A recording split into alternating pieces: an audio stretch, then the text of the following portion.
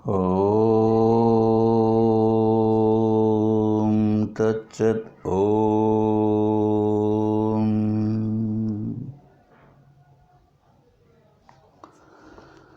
ఓం ముద్రా పుస్తకవహ్నినాగ విలసద్బాహుం ప్రసన్నాననం ముక్తాహార విభూషణం శశికళ భాస్వత్కిరీటోజ్వలం అజ్ఞానాపహమాదిమాదిమగిరామార్థం భవానీపతిం నిగ్రోధాంతనివాసినం పరగురుం ధ్యాయామి అభీష్టాప్తయే. హరి ఓం తత్సత్. మనం సదాముక్తి సుధార్ణవంలో 5వ తరంగమైనటువంటి ప్రశ్నోత్తర తరంగాన్ని చెప్పుకుంటూ ఉన్నాం. 21వ శ్లోకంలో చెప్పాడు ప్రశ్న. ఆత్మ అనేకవత్ ఏక సందృశ్యతే చేత్ కథం శృణు దీపికాచ ఫలక మధ్యస్థ యథా తదా. ఆత్మ ఒకటే కదయ్యా, అది అనేకముల వలె బ్రహ్మ మొదలు పిపీలికాంతం వరకు ఒకటి అనేకంగా ఎందుకు కనిపిస్తున్నది అని ఈ ప్రశ్న ఇంతకుముందు కూడా వచ్చినది, మళ్ళా ఎందుకో రావడం జరిగింది. ఉన్నది ఒకటే అయినప్పుడు నీకు అనేకంగా ఎలా ఒకటి భ్రాంతి చెందితే అధ్యాస పడితే ఒకటిగానే కనిపించాలి, కానీ అనేకంగా ఎందుకు కనిపిస్తున్నదండి? ఆ బ్రహ్మ విష్ణు శివుడి దగ్గర నుంచి ఈ చీమ దోమ వరకు అనేకంగా కనిపిస్తున్నదే, ఒకటి అనేకం ఎలా అవుతుంది అసలు అనేటువంటి ప్రశ్న వేస్తే దానికి చెప్పాడు ఇక్కడ. ఒక లాంతర్ ఉంది, లాటిన్. ఆ దీపానికి 4 ప్రక్కల 4 అద్దాలు బిగించారు. ఇప్పుడు ఒకవైపు నుంచి చూస్తే లోపల అనేక దీపాలుగా కనిపిస్తున్నాయి, ఉన్నది ఒకే దీపం కదా అని చెప్పాడు. అలాగే ఒక అద్దాల మేడలోకి వెళితే అంటే అంతా అద్దాలే బిగించి ఉన్నారు ఆ గదిలో. మనం ఎంటర్ అయ్యాం ఒకరమే, అయితే అద్దాల్లో అనేకంగా కనిపిస్తున్నాం, అవునా కాదా? అవును. గతంలో చెప్పుకొని ఉన్నామే, మహానందిలో ఒక రూమ్, అద్దాల రూమ్ ఉంది ఒకటి, చాలా విచిత్రంగా ఉంటుంది. అన్ని దాంట్లో కుంభాకార కటకాలు పుటాకారంతోనూ ఉంటే కొన్ని మన ముఖాలే పొడుగ్గాను లావుగాను కూడా కనిపిస్తూ ఉంటాయి. విచిత్రంగా ఉంటుంది అనేక అద్దాల్లో అనేక మందిగా. అలాగే నెల్లూరులో కూడా రంగనాయక స్వామి దేవాలయం అనుకుంటా బహుశా. అలాగే అంతవరకు వద్దండి, ఈ మధ్య 3D సినిమాలను వచ్చాయి. అక్కడ వాడు పళ్ళు పెట్టుకొని ఒక పళ్ళెంలో మన దగ్గరికి ఇట్లా చూపించాడు అనుకో, నిజంగా మన దగ్గరికి వచ్చినట్టు ఉంటుంది. ఎంత విచిత్రంగా లేదు? అంతేకాదు, ఇదంతా ఎందువల్ల జరిగింది ఇలాగా? అనేక ఉపాధి ధర్మముల వల్ల. అది ఉన్న మట్టి ఒకటే, ఆ ఉన్న మట్టి అదే కడవగా, కుండగా, చిన్న పిడతగా, మూకుడుగా, బాణగా కనిపిస్తున్నదా లేదా? ఒకటే మట్టి కనిపిస్తున్నది. ఆయా ఉపాధుల ద్వారా వెల్లడయ్యేటప్పటికీ అలా కనిపిస్తున్నది. ఒకే విద్యుత్తు బల్బ్ అనే ఉపాధిలో కనిపించి వెలుతురిస్తున్నది. ఒకే విద్యుత్తు ఫ్యాన్ ద్వారా వెలువడి ఫ్యాన్ అనే ఉపాధి ద్వారా బయట వచ్చి అది గాలినిస్తున్నది. ఒకే విద్యుత్తు టీవీలోకి వెళ్ళి టీవీలో ఉన్న సినిమాలను చూపిస్తున్నది, వీడియో. ఒకే విద్యుత్తు టేప్ రికార్డులపై కేవలం ఆడియో, మాటలు మాత్రమే వినిపిస్తున్నది. ఒకే విద్యుత్తు మోటార్లోకి వెళ్ళి నీళ్లను పైకి తీస్తున్నది, అవునా కదా? చూడండి, ఉన్నదేమో ఒకటే, ఆయా ఉపాధి ధర్మాలను బట్టి అనేకంగా కనిపిస్తూ ఉన్నది. ఈ విషయం చాలాసార్లు చెప్పుకున్నాం. ఉపాధి భేదము తప్ప వేరే లేదు. సముద్రం దగ్గరికి వెళ్ళాం, ఉన్నదంతా కూడా ఒకే నీరే, అదే అనేక రూపాలతో కనిపిస్తున్నది. ఈ విషయంగా చెప్పుకుందాం. చూడండి. తరంగఫేన భ్రమ బుద్బుదాది సర్వం స్వరూపేణ జలం యథా తథా చిదేవ దేహాది అహమంతమేతత్ సర్వం చిదేవైకరసం విశుద్ధం. ఆ నీళ్ళలో పోయి చూస్తే అలలు కనిపిస్తున్నాయి, నురుగు కనిపిస్తున్నది, సుడిపెట్టి తిరిగినట్టు సుడి తిరిగినట్టు కనిపిస్తున్నది, బుడగలు కనపడుతున్నాయి, నీటి జల్లు కనిపిస్తున్నాయి, పెద్ద పెద్ద అలలు చిన్న చిన్న ఇన్ని కనిపిస్తున్నాయి. మరి వీటన్నిటి రూపంతో ఉన్నది ఏంటి? ఒకే నీరే. అలాగే వెష్టిగా చూచినప్పుడు కాళ్ళుగా కనిపిస్తున్నాయి, కాళ్ళ వేళ్ళుగా కనిపిస్తున్నాయి, మోకాళ్ళుగా కనిపిస్తున్నాయి, నడుముగా కనిపిస్తున్నది, చేతులుగా కనిపిస్తున్నాయి, వేళ్ళుగా కనిపిస్తున్నాయి, కళ్ళుగా కనిపిస్తున్నాయి, చెవులుగా కనిపిస్తున్నాయి, ముక్కుగా కనిపిస్తున్నది, తలగా ఎన్నిగా కనిపిస్తున్నా ఇదంతా కూడా అంతా సర్వము ఒకే చైతన్యం, ఒకే జ్ఞానము వ్యాపించి ఉన్నది. ఆయా ఉపాధుల ద్వారా కన్ను అనే ఉపాధి ద్వారా పోయి దృశ్యాలను చూస్తున్నది. చెవులు అనే ఉపాధి ద్వారా ఈ చైతన్యం అంటే జ్ఞానం వెళ్ళి శబ్దాలను వింటున్నది. నాలుక అనే ఉపాధి ద్వారా వెళ్ళి రుచులను తెలుసుకుంటున్నది. కాళ్ళు అనే ఉపాధి ద్వారా ముందుకు అడుగులు వేస్తున్నది. అవునా కదా? కనుక ఉపాధి ధర్మాలను బట్టి నువ్వు అనేకమని ఆలోచిస్తున్నావు. చాలా తప్పు, చాలా తప్పు. కాబట్టి ఉన్నది ఒకే ఒక ఆత్మ, అదే అనేకంగా ఉంది. చూడు, ఒకసారి చెప్తాను. అంతః స్వయం చాపి బహిః స్వయం చ స్వయం పురస్తాద్ స్వయమేవ పశ్చాత్ స్వయం హి అవాచ్యాం స్వయమప్యూదీచ్యాం తథోపరిష్టాత్ స్వయమప్యధస్తాత్. లోపల ఉన్నది తానే, వెలుపల ఉన్నది తానే, ఉన్నదంతా తానే, వెనక ఉన్నది తానే, కుడిపక్క ఉన్నది తానే, ఎడం పక్క ఉన్నది తానే, పైన ఉన్నది తానే, క్రింద ఉన్నది తానే, అంతా తానే పోవయ్యా, ఉన్నది ఆ చైతన్యమే. ఇది దాని యొక్క తాత్పర్యం. ఈ విషయంగా మనకు బాగా అర్థం కావాలంటే నారాయణ ఉపనిషత్తు అని ఉందండి. మామూలుగా మీరు పురాణంలో ఉంటే నారాయణుడు ఎక్కడుంటాడు? ఆయన శేషపాన్పు పైన పడుకొని అక్కడ ఉంటాడు. ఈ పక్క భూదేవి, ఆ పక్క శ్రీదేవి ఇద్దరు ఉంటే కాళ్ళు ఒత్తుతూ ఉంటే ఆయనకి ఎదురుగా నిలబడుకొని నారదుడు నారాయణ అని ఆయన పాటలు పాడుతూ ఉంటే బాగా తల కింద చేయి పెట్టుకొని ఆనందంగా పడుకొని ఉంటాడు. ఇది మనం సినిమాల్లో చూసింది, పురాణంలో విన్నది. మరి నారాయణ ఉపనిషత్తు ఏం చెప్తుందో ఒక్కసారి చూడండి. ఉపనిషత్తు ఇది, వేదంలో.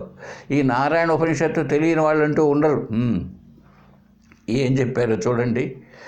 అథ నిత్యో నారాయణ బ్రహ్మా నారాయణ శివచ్చ నారాయణ శక్రచ్చ నారాయణ ద్యావా పృథివ్యౌ చ నారాయణ కాలశ్చ నారాయణ దిశచ్చ నారాయణ ఊర్ధ్వచ్చ నారాయణ అధచ్చ నారాయణ అంతర్బహిశ్చ నారాయణ నారాయణ ఏవేదగం సర్వం యద్భూతం యచ్చ భవ్యం నిష్కళో నిరంజనో నిర్వికల్పో నిరాఖ్యాతః శుద్ధో దేవ ఏకో నారాయణ నద్వితీయో అస్తి కశ్చిత్ య ఏవం వేద స విష్ణురేవ భవతి స విష్ణురేవ భవతి.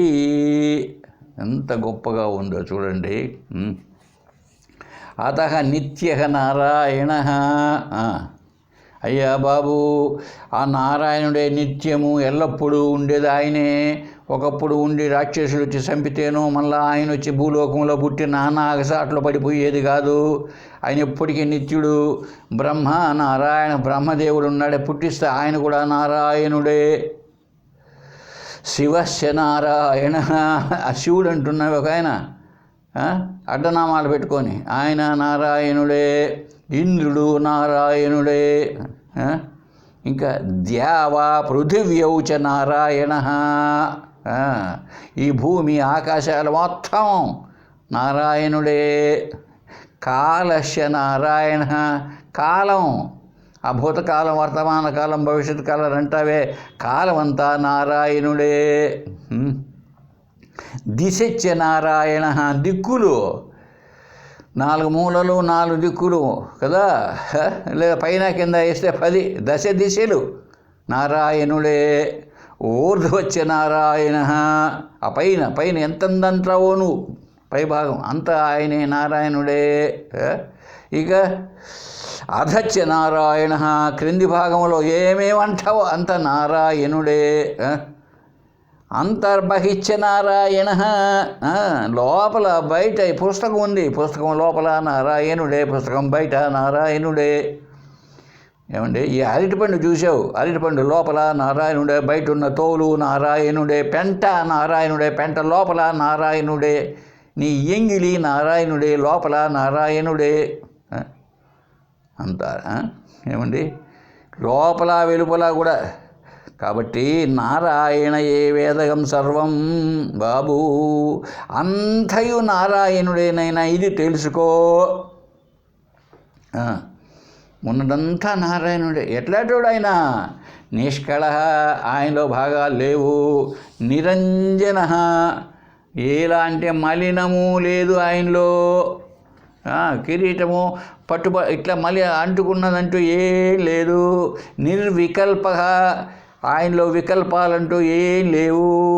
శుద్ధో దేవ, పరిశుద్ధమైన వాడు. ఏకో నారాయణ, ఆయన ఒకడే ఉండేది. నా ద్వితీయ అస్తి కశ్చిత్, కొంచెం కూడా ద్వితీయము లేదు. ఇంక ఏంటండి ఇది? అద్వైతమా అద్వైతమా? మహానుభావులారా నామాలు పెట్టుకోండి, ఓ వైష్ణవులారా. ఇది నారాయణ ఉపనిషత్తు, ముఖ్యమైనది. మీకు ఏం చెప్పాడో చూడు. ఉన్నది ఒక్కటే నారాయణుడు, రెండవ లేదు. రెండవది ఏం లేదంట.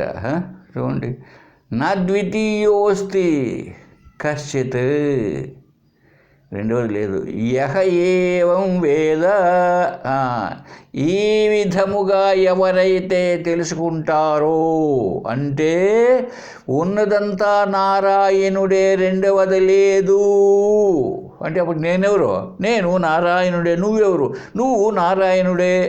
నీ పొట్ట నారాయణుడే, నీ ముక్కు నారాయణుడే, మీ ఆవిడే నారాయణుడే, నీ కూతురు నారాయణుడే, మీ ఇంట్లో కట్టేసిన దున్నపోతు నారాయణుడే, ఆ పక్కనున్న గేదె నారాయణుడే, అది పెట్టిన పేడ నారాయణుడే.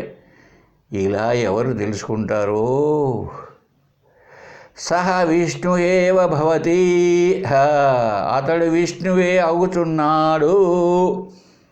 చూసారండి, విష్ణువు కావాలంటే ఎంత తేడానో, ఎంత సులభమో.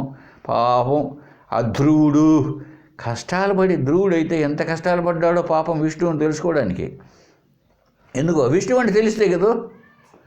వాళ్ళు విష్ణు అనేటప్పటికీ ఒక కాళ్ళు 4 చేతులు, ఒక కాళ్ళు 4 చేతులు అంట. ఒక ఆయన వేశాడు ప్రశ్న, ఈ 4 చేతులు ఉంటే రైకి ఎట్లా ఆ కాడ అమ్మవారిని? ఒక చెయ్యి ఉంటే దూర్చుకొని ఆ భుజం దగ్గర తెలుసుకోవచ్చు. 2 చేతులు 1000 చేతులు ఉన్నాయి. ఇప్పుడు ఆ రెట్ట ఎట్లా పడుతుంది సార్? ఆయన అడుగుపోయా, నాకు తెలియదన్నా. స విష్ణురేవ భవతి, అతడు విష్ణువే అగుచున్నాడు. అంటే అతడు పరమాత్విశ్వ. విష్ణు అంటే ఎవరు? సర్వవ్యాపకో విష్ణు, అంతటను వ్యాపించినవాడు అని. అంతటను వ్యాపించేవాడు అంటే ఎవరు? ఆత్మ అని, అంటే బ్రహ్మము. ఏమండి, ఇప్పుడు నేను అర్థం చేసుకుంటారా మీరు? నేను సశాస్త్రీయంగా చెప్తున్నా, ఊరికే కాదు. ఉపనిషత్తు వినండి, చదవండి. అన్ని చోట్లలో మరి సంపూర్ణానంద స్వామి అందరికీ భగవద్గీతలు ఇచ్చాడు కదా, ఈ సత్సంగం వాళ్ళందరికీ. దాంట్లో ఉంటే చదవండి. ఊరికే చదవడం కాదు, అర్థం చేసుకోండి మహానుభావులారా. కాబట్టి ఉన్నది ఒకటే అద్వైతం, ద్వితీయం నాస్తి కశ్చిత్, రెండవది కొంచెం కూడా లేదు ఇంకా. కాబట్టి ఉపాధి ధర్మాలతో ఉపాధి యొక్క ధర్మాలు, ఉపాధి ధర్మాలు అంటారు. ఆ ఉపాధి ధర్మాలతో అలా అలా కనిపిస్తున్నది. ఉపాధి యొక్క ధర్మాలతో అలా కనిపించేటప్పటికీ నువ్వేమనుకుంటున్నావు? కుండ కంటే మట్టి వేరుగా ఉంది అనుకుంటున్నావు. కుండ వేరు, మట్టి వేరు అనుకుంటున్నావు, నువ్వు అనుకుంటున్నావు. అంతేగాని అది సత్యముగా అలా లేదు. నువ్వు అనుకునే దాన్ని బట్టి లేదు. ఉన్నది అదే, అదే ఇంకొక రూపనామాలతో కనిపించేటప్పటికీ నీకు వేరుగా ఉన్నది, నీకంటే వేరుగా ఉన్నది అని అనుకుంటున్నావు. నీ భ్రాంతిలో కలగని కళ్ళ విమానాలు అన్నీ చూసావనుకో, మెలకు వచ్చి మీ ఆవిడను మన విమానం అట్టిపోయింది లేదు అను అయ్యా అను, ఎవరున్నారు? కాబట్టి నీ భ్రాంతిని వదిలిపెట్టి అధిష్టానాన్ని అర్థం చేసుకో. తత్వమసి నువ్వు ఎవరు? ఆ బ్రహ్మ నీవే. నీవు అద్వయం, రెండు లేవు నీ దగ్గర. ఏమండి ఇక్కడ చెప్పాడు చూడండి ఒక్క విషయము. మృత్కార్యం సకలం ఘటాది సతతం మృన్మాత్రమేవాభితః తద్వత్సజనితం సదాత్మకమిదం సన్మాత్రమేవాఖిలం యస్మాన్నాస్తి సతః పరం కిమపి తత్సత్యం స ఆత్మా స్వయం తస్మాత్ తత్వమసి ప్రశాంతమమలం బ్రహ్మాద్వయం యత్పరం. శిష్యుడికి బోధిస్తూ చెప్తున్నాడు, ఒరే నాయనా తత్వమసి అంటూ మృత్కార్యం సకలం ఘటాది సతతం మృన్మాత్రమేవాభితః.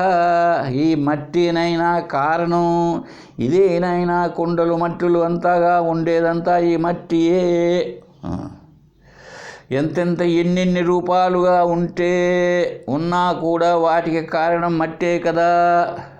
తత్వత్ అలాగే సత్ ఆత్మకమిదం సన్మాత్రమేవాఖిలం. ఇదంతా సృష్టి అంటున్నావే, ఇదంతా ఆ సత్ చిత్ ఆనందం అస్తి భాతి ప్రియం అన్నదే అలా వ్యాపించి ఉన్నది. తత్వత్ జనితం సదాత్మకం ఇదం సన్మాత్రమేవాఖిలం. ఇదే ఆ సత్ స్వరూపమేదో అదే అలా ఆవిర్భవించి ఈ జగత్తంతా సత్తుగానే ఉన్నది. చూసారా? సత్ అంటే ఉండుట. ఏదైనా చెప్పండి, పుస్తకం ఉన్నది, కుక్క ఉన్నది, మనిషి ఉన్నాడు, అవునా కదా? ఈ ఉండుట ఉన్నాడు ఎవరి లక్షణం? అది ఆత్మ లక్షణమే. కుక్క తెలియబడుతున్నది, నక్క తెలియబడుతున్నది, మనిషి తెలియబడుతున్నాడు, ఆ మంత్రి తెలియబడుతున్నాడు. ఆ తెలియట అనేది ఏ లక్షణం? ఆత్మ లక్షణమే. ఆ లడ్డు ఆనందంగా ఉన్నది, వెజిటబుల్ బిర్యానీ ఆనందంగా ఉన్నది, సినిమా చూస్తే ఆనందంలో ఎవరి లక్షణం? ఆత్మలక్షణం. కాబట్టి సత్చిత్ ఆనందమే ప్రతి చోటులోనూ వ్యాపించి ఉంటే, ఉన్న మట్టి అన్ని కుండల్లో తానే వ్యాపించి ఉంటే మట్టి కంటే అవన్నీ వేరంటావా పిచ్చివాడా? అలాగే ఈ సత్చిత్తానందం సర్వము వ్యాపించి ఉంటే దానికంటే ఇవన్నీ వేరుగా ఉన్నాయంటావా తెక్కవాడా? ఎందుకు? అసలు ఆ సత్ కంటే వేరుగా ఏ వస్తువు ఉండడానికి వీలు లేదు. ఉన్నది అదే, రెండవది లేదు.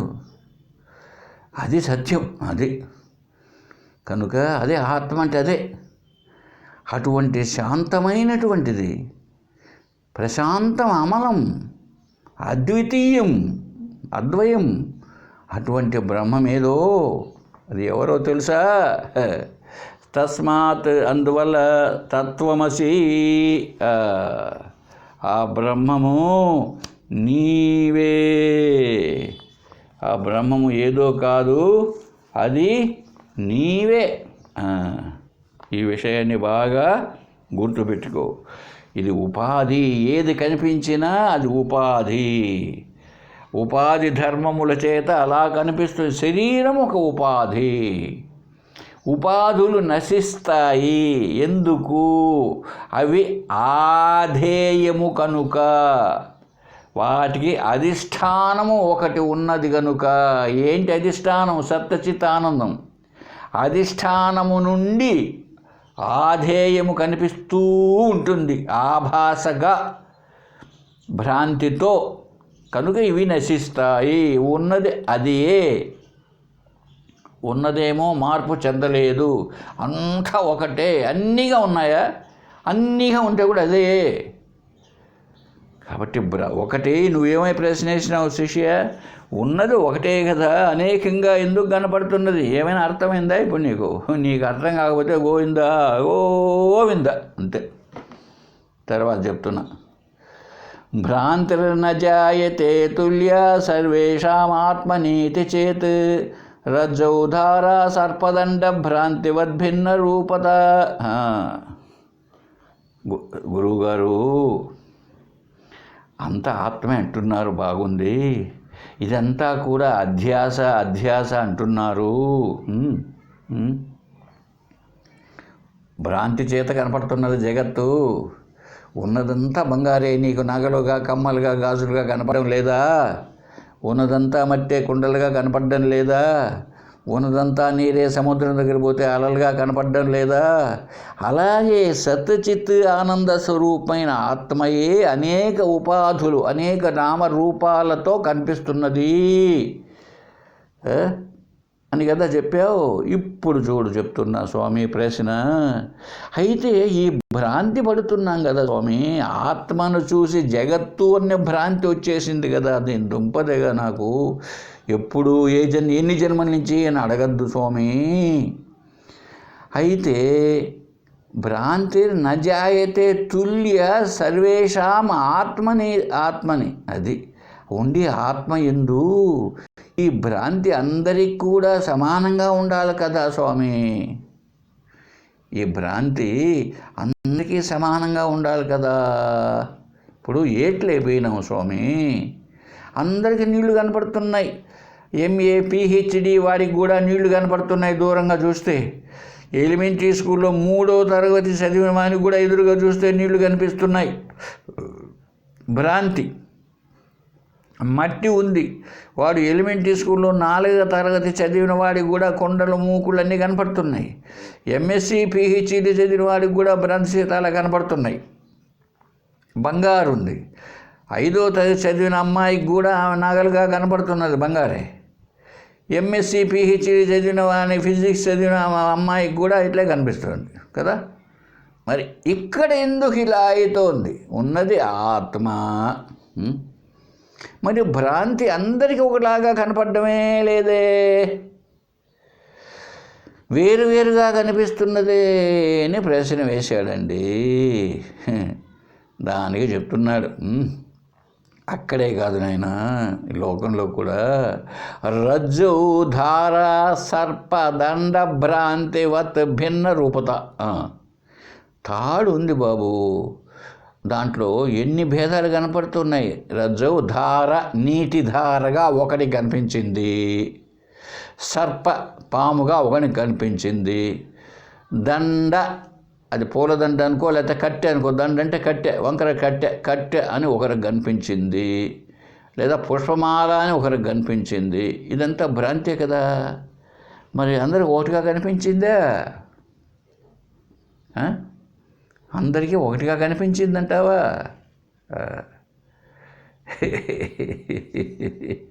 అందరికీ ఒకటిగా కనిపించిందంటావా అని సమాధానం ఇచ్చాడు. కాబట్టి నువ్వు అక్కడే కాదు, లౌకికమైన దృష్టాంతంలో కూడా ఉన్న త్రాడే అనేక మందికి అనేక రకాలుగా కనిపిస్తున్నది కదా. నీ ఒకటేగా కనిపించాలంటావు. ఇప్పుడు ఉన్న కరెంటు బల్బు ద్వారా, చిన్న బల్బు ద్వారా గుడ్డిగా వెలుతురిస్తున్నది, ఇంకొకటి పెద్ద బల్బు ద్వారా ఎక్కువ కాంతి ఇస్తున్నది కదా. నువ్వేమంటావు? అందరికి ఒకటిగా కనిపించాలి కదా. అంటే నువ్వు గుడ్డు బల్బు వేసుకున్నావు మీ ఇంట్లో, అది తక్కువ కాంతి వస్తుంది. నేను మా ఇంట్లో పెద్ద బల్బు వేసుకున్నా కాంతి వస్తుంది. అసలు ఉపాధులు సత్యమని ఎవరు చెప్పాడయ్యా నీకు?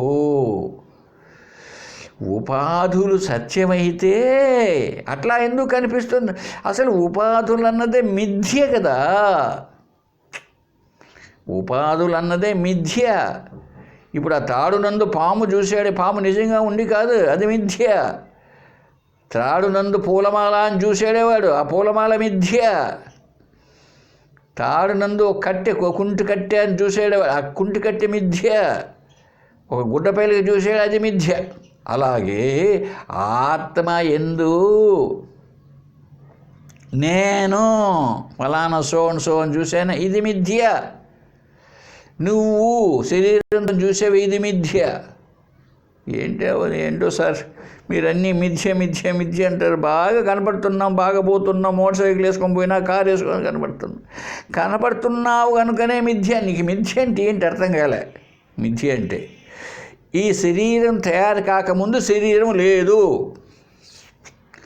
శరీరం చనిపోయిన తర్వాత శరీరం లేదు. అంటే ఆది ఎందు లేదు, అంతములందు లేదు. కాబట్టి మధ్యలో కూడా లేనిదేనయ్యా శరీరము.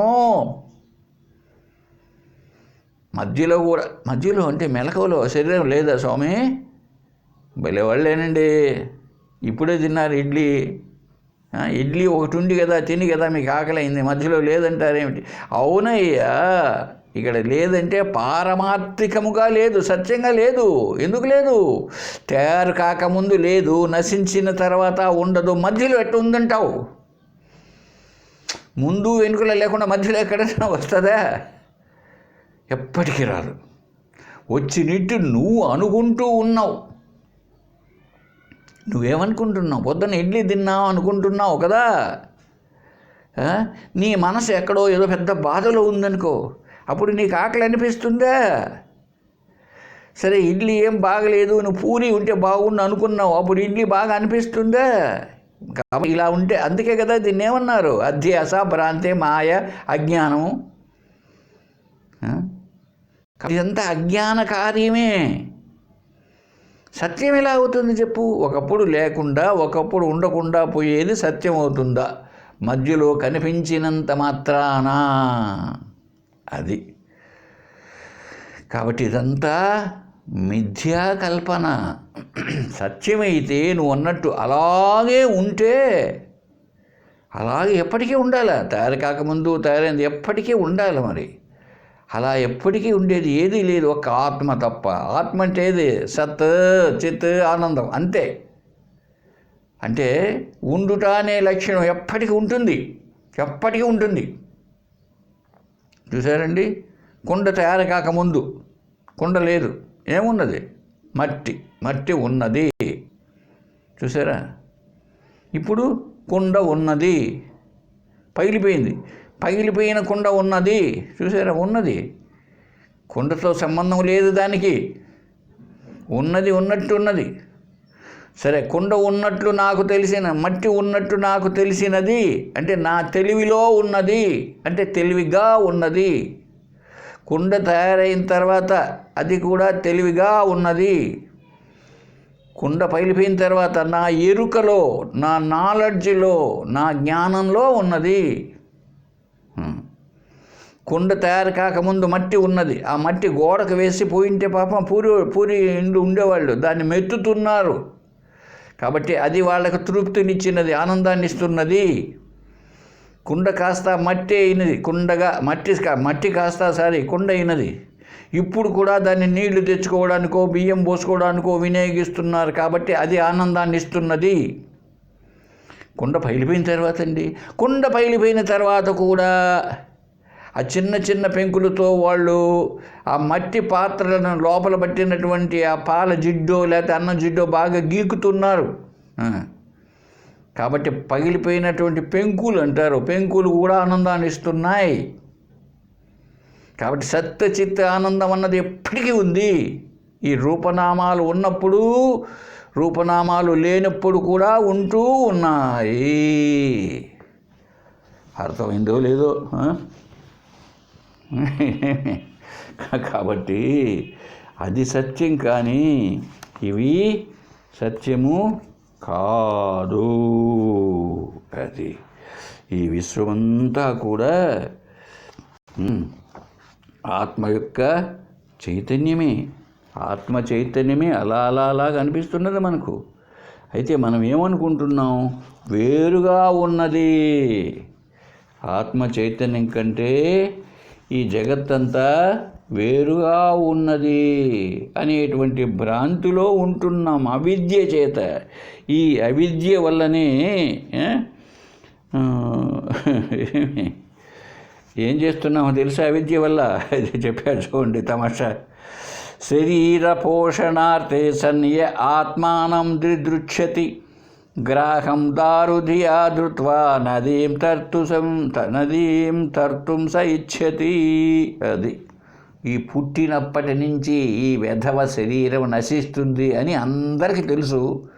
అయినా దీని పోషణార్థమే, దీన్ని బాగా పోషించాలా, దీన్ని బాగా అందంగా పెట్టుకోవాలా, పండ్లు ఊడిపోకుండా పెట్టుకోవాలా, వెంట్రుకలు తెల్లబడకుండా ఉండాలా, తెల్లబడితే రంగు వేసుకోవాలా అని ఎంతెంతో పాకులాడుతూ ఉంటే దీని దుంపదగా శరీరము ఒక కాలం ఉండి ఒక కాలంలో పోతుందయ్యా బాబు. అంటే ఇంతవరకు మనం ఏమేమో చేసినటువంటి శరీరము ఏదో ఒకనాడు తెలియకుండానే పోతుంది. ఆ తెలియకుండా పోయేటువంటి శరీర పోషణమే ప్రధానంగా లక్ష్యం పెట్టుకొని కాలం గడుపుతున్నాం. ఒక్కటి మనం గుర్తుంచుకోవాలి మిత్రులారా, అజ్ఞానికి ఈ మూర్ఛు సాధకుడికి ఏం తేడా అంటే, అజ్ఞాని తానే శరీరము అనుకొని జీవిస్తుంటాడు పుట్టినప్పటి నుంచి చనిపోయేంత వరకు, రెండవది లేదని. ఈ సాధకుడు ఏం గుర్తుపెట్టుకోవాలి? కొంచెం సేపు అయినా గుర్తుపెట్టుకో. ఇప్పుడు నువ్వు 24 గంటలు చదివితేనేనా నువ్వు BA పాస్ అయింది? 24 గంటలు చదివినావటయ్యా, BEd అయినవి 24 గంటలు చదివేవా?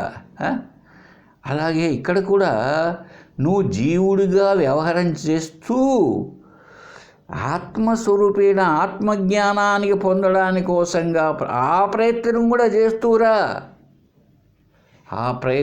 చేస్తూరా. చెప్పుకుంటే ఇంతకుముందు ఒక ఇంట్లో 2 అబ్బాయిలు, ఒక అబ్బాయి ఏమో MSc కెమిస్ట్రీ, ఇంకొక అబ్బాయి ఏమో ఏమి చదువురాలే. ఆ చదువు రాని వాడు మడక దున్నడానికి పోతాడు, వ్యవసాయానికి పోతాడు. ఈ చదువు వచ్చిన వాడు కూడా సెలవుల్లో వచ్చినప్పుడు ఏదైనా పని ఉంటే ఇతడు కూడా వ్యవసాయదారుడు కాబట్టి పొలంలో పనిచేస్తాడు. ఇప్పుడు ఇద్దరికి తేడా ఏంటి? చదువు వచ్చిన వాడికి చదువు రాని వాడికి తేడా ఏంటి చెప్పండి? ఇద్దరిని ఏమీ తేడా లేదు, ఒకటేగా ఉంటుంది. అయితే చదువు రాని వాడికి అదొక్కటే ఈ వ్యవసాయక జీవితమే అనుకుంటూ ఉంటాడు వాడు. చదువు వచ్చిన వాడికి వ్యవసాయ జీవితము ఉంటుంది, ప్లస్ ఆ చదువుకున్న జ్ఞానము ఉంటుంది. 2 తేడా ఉందా? అలాగే ఇప్పుడు మనం ముముక్షువులుగా తయారైనప్పుడు ఒకవైపు జీవభావముతో జీవితాన్ని కొనసాగిస్తూ ఉంటాము, ఒకవైపు ఒక సాధకుడిగా మనం ఏమి సాధించాలనో అది సాధించడానికే ప్రయత్నం చేస్తూ ఉంటాం. మామూలు జీవనం మామూలు వాళ్ళకి అలా కాదు. అలాగే పుట్టినప్పటి నుంచి తెల్లవారి నుంచి పొద్దుగూకినంత వరకు వాళ్ళకి అదే జీవితం, ఇంక రెండవది లేదు వాళ్ళకి. ఇది గుర్తుపెట్టుకోవాలి. కాబట్టి ఇక్కడ ఏం చెప్తున్నాడు చూద్దాం, చూడండి ఆయన. శరీర పోషణార్థే సన్య ఆత్మానం దిదృచ్ఛతి. శరీర పోషణమే ప్రధాన లక్ష్యంగా పెట్టుకొని కాలం గడుపుతూ ఉంటారు కొంతమంది. వాళ్ళని ఒక్క తిట్టాడు చూడండి శాస్త్రంలో. గ్రాహం దారుధియా ధృత్వా నదీం తర్తుం స గచ్చతి. ఒకడు నదిలో కొట్టుకోబోతున్నాడంట. ఎటాటి నది, దాట శక్యము కాని నది బాబు అది. ఇదిగో మన జనన మరణ రూప నది అనుకుందాం, ప్రవాహం. అట్టాడు దాన్ని దాటేయాలనుకున్నాడు వాడు. దాటేయాలంటే ఏదైనా మంచి పడవో ఏదైనా వచ్చేసి మన పడవ తోలే అయినో ఎవడో వస్తే ఎక్కించుకొని హాయిగా పోతాడు. అలా కాకుండా వీడు శరీరమే ప్రధాన లక్ష్యంగా పెట్టుకున్నవాడు ఏమనుకుంటాడు తెలుసా? ఆ కొయ్య పలక ఒకటి వస్తుంది కొట్టుకొని, కొయ్య పలక వస్తుంది, దాన్ని పట్టుకుందాం, మనం మునిగిపోం కదా. మంచి ప్లానే వేశాడు. ఆ కొయ్య పలకను పట్టుకుంటే మనం దానిపైన అలాగా కూర్చోవచ్చు. ఎంత దూరం పోతే పోనీలే, ఎక్కడో ఒక చోట గట్టు చేరగలుగుతాం, రక్షించబడతాం అనుకున్నాడంటే వాడు. అనుకొని కొయ్య పలకను పట్టుకొని గ్రాహం దారుధియ, గ్రాహం అంటే మొసలి. ఆ మొసలిని పట్టుకున్నాడండి కొయ్య పలక అనుకోని వాడు దాటవలసిన కొయ్య పలకను పట్టుకుంటే వాడు ఏమనుకున్నాడు, మొసలిని చూసి కొయ్య పలక అనుకున్నాడు. ఇప్పుడు దాటే కథ అట్లా పోనిచ్చి, మునిగిపోయే కథ అట్లా పోనిచ్చి ఇప్పుడు ఎక్కడికి పోతాడు తెలిసిన వాడు, ఆ మొసలి నోట్లోకి పోతాడు. ఆ దారు ఆ కొయ్య లేకున్నా కొంతసేపు ఈదుకొని ఎట్లా ఒక చోట ఈ లోపల ఎవరో ఒకరు వస్తురు, గట్టన్నా వేస్తురు పాపం. అది లేకుండా వాడు ఏమనుకున్నాడు, కొయ్యి అనుకున్నాడు మొసలి. ఇదే ఇదే ఇదే ఎందుకు చెప్తున్నానంటే ఇదే ఇప్పుడు వచ్చే లోకంలో అందరూ తరించబడాలనే, అందరికి కావాల్సింది మోక్షమే. అందరికి మోక్షం అంటే ఏంది, ఆనందం కావాల్సింది. అయితే అందరూ ఏం చేస్తున్నారు తెలుసా, కొయ్య పలక అనుకోని మొసలిని పట్టుకుంటున్నారు. అది ఆ మొసలి మింగేస్తుంది. అదే ఈ కర్మిష్ఠులను, ఈ యోగా వాళ్ళను, ఈ భజనలు, జ్ఞాన ఇవన్నీ చేస్తుంటారే కర్మకాండలను, వీళ్ళని పట్టుకుంటున్నారు. నీవు తరించాలంటే, నదీ ప్రవాహ జనన మరణ రూప సంసారాన్ని తరించాలంటే నువ్వు దేన్ని పట్టుకోవాలి, జ్ఞానం అనే నావు పట్టుకోవాలి. కష్టమైన నష్టమైన అప్పుడు జ్ఞానే దేవతు కైవల్యం, జ్ఞానాగ్నిదగ్ధ కర్మాణి, భగవద్గీత. అప్పుడు నీ కర్మలన్నీ తెగిపోతాయి జ్ఞానంతో. ఎందుకు, నువ్వు అసలు కాదు, నువ్వు బంధంలో లేవన్న విషయమే తెలిసిపోతుంది. ఇది పట్టుకుంటే పర్వాలేదు, అలా పట్టుకోవడంలే. ఆ మొసలు పట్టుకుంటున్నారు పోయి విపరీతంగానండి. 99.9 వీళ్ళందరూ ఏమిటంటే ఆలోచన లేదు పాపం. ఇది కొయ్యేనా మొసలే లేదా ఏంది ఇది అనుకోకుండానే పోయి పట్టుకునేది. ఇంకా అక్కడి నుంచి వాళ్ళ దెబ్బకు తట్టుకోలేక వాళ్ళ నోళ్ళల్లో పడి ఇంక పెడతాడు ఒక ఆయన, ధ్యానం అని పెడతాడు ఒక ఆయన, వస్తాడు తప్పటి టీవీలో ఊగుతా కూర్చుంటారు, వెనకాల ఊగుతారనమాట. ఊగిందే ధ్యానం అంటే ఊగడం అనే. దెయ్యమా, దేవుడు కాదు దెయ్యం, దెయ్య ధ్యానమా? ఇంకా కొంతమంది ఉన్నారండి 3 గంటల ధ్యానం అని, అంత తలకాయలు గోడ కానిచ్చి లేకపోతే వంకొని హాయిగా నిద్రపోతుంది. అదే ధ్యానం అన్నది ఎలా చేశారో సశాస్త్రీయమైనటువంటి కైవల్యోపనిషత్తు లేదా భగవద్గీతలో 6వ అధ్యాయం ఇటువంటి చదివితే నీకు ఎట్లా తెలుస్తుంది, ధ్యానం ఎందుకో కూడా తెలుస్తుంది. అలాగే కర్మ పేరుతో చలామణి చేస్తూ ఉంటారు. లేకపోతే చేయని వాడిని పనికిమాలిన వాడి కింద తీర్చిదిద్దుతూ ఉంటారు. ఏంటి కర్మ వల్ల ఏం ఫలితము? యోగా ఈ మధ్య ఎక్కువైపోయింది. యోగా ఏంటి యోగా? యోగము అంటే కలయిక, వియోగము అంటే ఎడబాటు. అతడికి మాతృవియోగము జరిగినది అంటే వాళ్ళ తల్లిగారు ఇతన్ని వదిలిపెట్టి పోయారు అని. వియోగమునకు ఆపోజిట్ వర్డ్ వచ్చి యోగము అంటే కలయిక. ఏ కలయిక తావాలని నువ్వు ఆసనాలు తలకాయ కింద పెట్టి కళ్ళు పైకెత్తుతున్నావు చెప్పు, ఎవరితో కలుసుకుంటావు? నీకు కావలసింది ఏంటి ఇప్పుడు? ఎప్పుడు నీకు మోక్షం, ముక్తి. నీవు బ్రహ్మమైతే, ఆ లోకాన్ని పోతే కాదు, సత్యానికి నీవే బ్రహ్మవు, తత్వమసి. ఇప్పుడు ఏమైంది నీకు తెలీదు. నీ జోబిలో మీ ఇంట్లో ఒకటి ఉన్నా అంట, గుడి చేసుకొని వాళ్ళ ఇంట్లోనే ఒక 3 లోపలనే బ్రహ్మాండమైన వాళ్ళ పెద్దలు సంపాదించింది భూమిలో దాచిపెట్టి ఉన్నారంట. ఒక 2-3 బిందెల నిండా వజ్రాలు వైడూర్యాలు.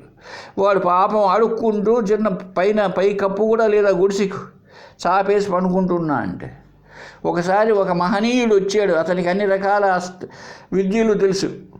చూశాడంటే, చూసి అయ్యో బాబు నువ్వు పెద్ద కోటీశ్వరుడు గనరానైనా ఎంత కష్టపడుతున్నావు అన్నా అంట. సరే అతని మాట ప్రకారం మరుసటి రోజు ఒక చిన్న గడ్డపాటు తీసుకొని తవ్వితే అతడు పెద్ద కోటీశ్వరుడు అయిపోయాడు. ఇప్పుడు అతడు ఈ త్రవ్విన దాని వలన, ఆ ఎవరో మహానుభావుడు చెప్పిన దాని వలన ఇప్పుడు మాత్రమే ధనవంతుడయ్యాడా, క్రితంలోనే ధనవంతుడా చెప్పండి? ఇప్పుడు కాలేదు, ఎప్పటి నుంచో ధనవంతుడు అయితే తెలియలేదు. మా ఇంట్లోనే ఇంత ఉందని తెలియలేదు. చూశారండి, ఇప్పుడు చేస్తే రాదండి. పెద్ద పూజ పెట్టించినాడు అనుకో, ఎవరినో సోముల వారిని పిలిపించి ఇంట్లో పెద్ద ఒక 16 మంది సోముల వారిని పిలిచి పెద్ద హోమం చేసి అంత నెయ్యి అంతా పోసి పప్పు భోజనాలు కూడా బ్రహ్మాండంగా పెట్టించాడు అనుకో, అందరికీ వస్తుందా? రాదు. కనుక ఇప్పుడు గురువు ఏం చేస్తాడు? నీవేనంటాడు, నిరూపిస్తాడు నీకు. అలాగా పొందాలి. కానీ నువ్వు ముసల్ని పట్టుకొని కొయ్య పలక నదిని ఇస్తే ఏమైపోతావో గుర్తుపెట్టుకో మిత్రమా. కనుక నువ్వు ఏమేమి చేయాలన్నది కూడా శాస్త్రం చెప్పి ఉన్నది. సరే, ఆ తర్వాత చెప్తున్నాడండి 23వ శ్లోకం. మృత్తికా నామ రూపాం చత్కుంభాకారం యథాగత జగద్రూపం తద్వదాత్మ కిమాప్నోతీతి చేన్నహి. తర్వాత 24 సమాధానం. సుక్తౌ తు రాజతం భ్రాంతి రజతత్వం నయాతి స పరిణామవిహీనాత్మ విశ్వపన్న చ విశ్వతాం. ప్రశ్న 1, జవాబు 1. 23, 24. ఏం ప్రశ్న వేసినాడు? అయ్యా, మట్టి ఎలాగైతే నామరూపాలతో కూడిన కుండలాగా మూకుడులాగా తయారవుతున్నదో అలాగే ఆత్మ కూడా నామరూపాలతో ఏమైనా ఈ జగత్ ఆకారం దాల్చిందా? చూడండి, మంచి ప్రశ్న. ఇప్పుడు ఏమైంది? మట్టి తన స్వరూపం లేకుండా, తన స్వరూపంగా కాకుండా కుండ బాణ సట్టి పెడతాయి మూకుడులాగా తయారైంది కదా. అలాగే ఆత్మ కూడా మీరు, నేను, చీమ, దోమ, ఈ ఆకాశం లాంటి పంచభూతాలుగా అది కూడా వచ్చేసిందా ఈ ఆకారంతో? పరిణామవాదమా? పరిణామము చెందడం అంటే మారిపోవడం. అలా మారిపోయే ఉంటే ఇక పరమాత్మ లేడు అని అర్థం. పరమాత్మయే జగదాకారంతో మారిపోయే ఉంటే ఇక పరమాత్మ లేడు. ఆ విష్ణుదేవుడే శ్రీరామచంద్రుడుగా, తన యొక్క శేషపానుపు లక్ష్మణుడుగా, శంకుచక్రాదులు భరత శత్రుఘ్నులుగా, లక్ష్మీదేవి సీతమ్మగా వచ్చేశారు అనుకోండి భూలోకానికి త్రేతాయుగములో. అక్కడి నుంచి టోటల్గా ఇక్కడికి వచ్చేస్తే ఇప్పుడు అర్థమేమని? అక్కడ లేడు. ఇక్కడికి వచ్చేస్తే అక్కడ లేడనే కదా. ఇప్పుడు అక్కడ పరిస్థితి ఏమిటి?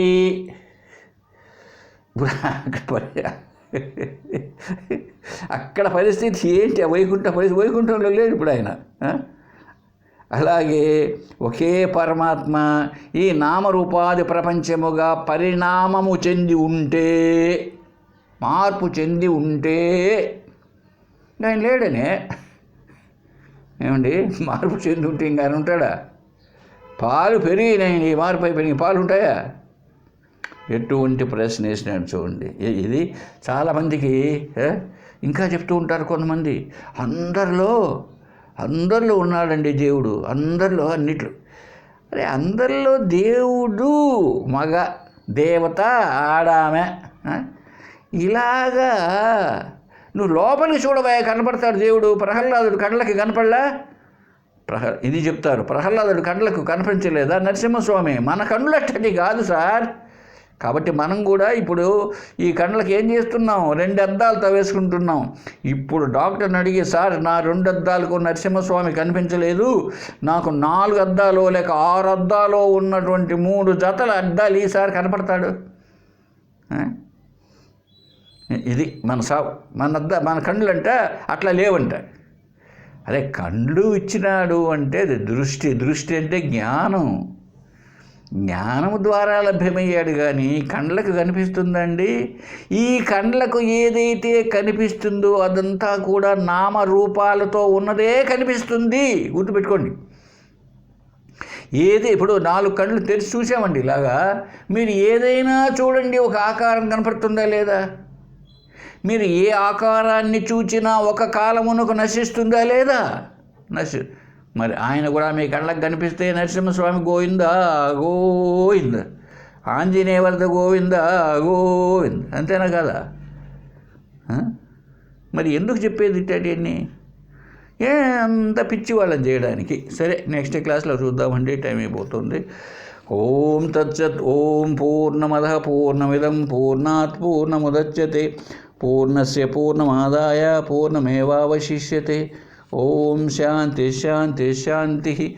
ఓం సర్వేషాం స్వస్తిర్భవతు. ఓం సర్వేషాం శాంతిర్భవతు. ఓం సర్వేషాం పూర్ణం భవతు.